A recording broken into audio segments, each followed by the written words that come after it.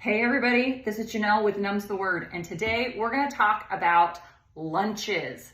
Packing lunches for back to school can be really frustrating, especially when you're dealing with a classic peanut butter and jelly sandwich.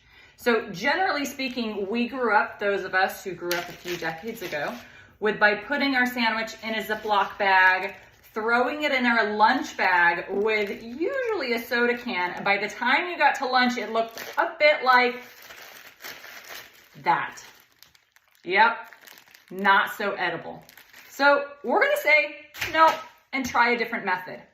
I can't take credit for this. I do have to give my husband credit for this method, but it's called the chip bag method, and it works so good with a sandwich. So the first thing you wanna do is get that same old Ziploc bag that your kids can throw away, because disposable containers either come home moldy by Monday morning after the weekend, or they get thrown away, and then everybody's a little frustrated. So we're gonna stick with our plastic baggies here. We're gonna take that sandwich, we're gonna throw it back in here.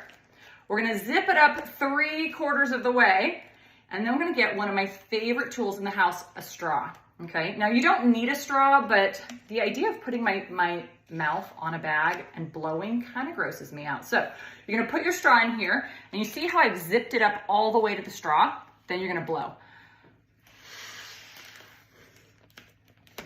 Remove the straw, seal it, and guess what happens?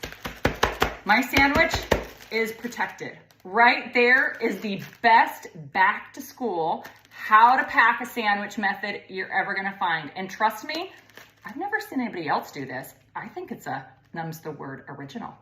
Have a great day. We'll talk to you later.